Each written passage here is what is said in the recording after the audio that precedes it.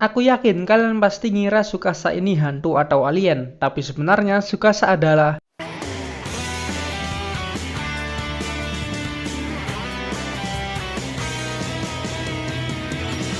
Oke, halo semua, di video ini aku bakal bahas karakter yang menarik di musim ini, yaitu Tsukasa dari anime Tonikaku Kawaii. Lah, emang kenapa bang? Orang genrenya ada komedi romantis, kok anda cari-cari misteri di anime yang nggak punya genre misteri? Iya juga sih. Kenapa juga aku pikir panjang coy ya, mungkin itu semua kegabutan autornya supaya manganya makin laris. Tapi nggak ada salahnya juga di sini aku membahas secara cocok logi, imajinasi dan khayalan aku tentang sosok sebenarnya Tsukasa ini.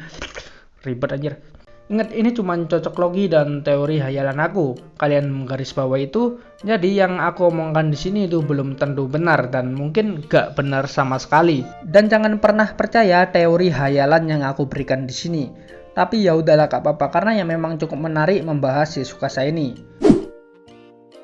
Oke, jadi sebenarnya siapa sih Tsukasa menurut aku sendiri? Menurut hayalan aku, Tsukasa ini adalah reinkarnasi dari masa lalu.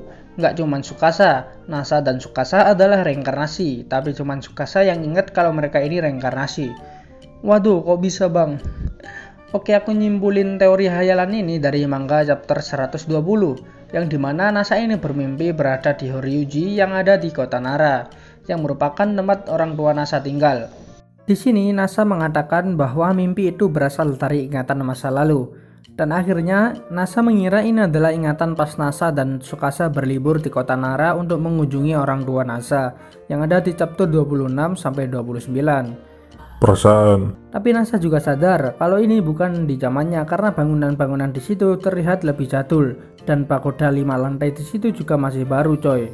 Kemudian tidak lama ada seorang bapak-bapak lewat dan menyapa si Nasa dengan mengucapkan selamat pagi Miku-sama.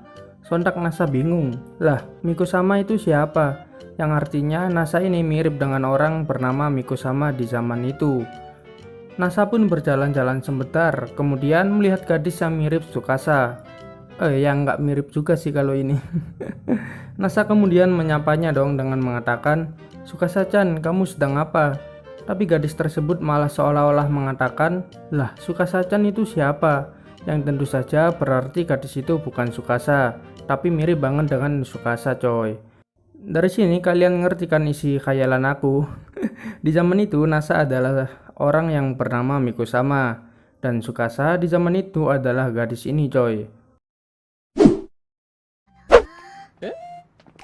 Nah, karena chapter tersebut aku jadi menyimpulkan kalau Tsukasa dan Nasa adalah reinkarnasi dari masa lalu. Dan di masa lalu Tsukasa dan Nasa ini adalah seorang pasangan juga.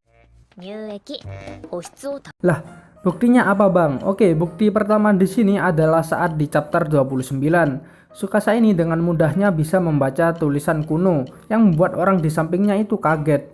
Loh, kamu bisa membacanya? Padahal orang di sampingnya itu lebih tua coy. Halah, palingan karena Tsukasa ini pernah belajar bahasa kuno bang. Jadi dia bisa baca. Iya juga sih. Oke, bukti selanjutnya adalah saat Tsukasa dengan lihainya mengayunkan pedang. Padahal bapak-bapak yang beli pedang ini sendiri takut dalam menggunakan pedang itu. Karena ya emang pedang itu adalah pedang asli coy. Tapi dengan lihainya Tsukasa ini menggunakan pedang tersebut. Emang lazim apa anak modern umur 16 tahun bisa mengayunkan pedang asli? Di situ Tsukasa juga mengatakan kalau ia diajarkan ayahnya. Apakah ayahnya yang di masa lalu? Teori hayalan reinkarnasi ini juga menguatkan saat di anime episode 2 yang saat Nasa bertanya kepada Tsukasa, sejak kapan kamu mencintaiku? Tsukasa menjawabnya, rahasia. Lah, rahasia? Emang sejak kapan? Apa saat pertama kali bertemu atau sejak dulu? Kalian juga pasti merasakan misteri pada saat scene ini. Dan juga teori hayalan ini juga mungkin menjadi alasan kenapa Tsukasa mengajak menikah si Nasa dan mau menikah dengan Nasa. Dan masih banyak banget teori-teori lain dari Facebook atau fandom di IG. Ada yang mengatakan semua hanyalah mimpi Nasa, atau Tsukasa adalah manusia abadi, alien dan lain-lain sebagainya. Tapi kenapa aku ambil teori reinkarnasi, padahal teori-teori lain lebih banyak yang menarik? Karena ya teori-teori lain itu mengarah ke sad end coy ya. Coba bayangin kalau si Tsukasa ini abadi, si Nasa udah meninggoy, si Tsukasa masih hidup coy.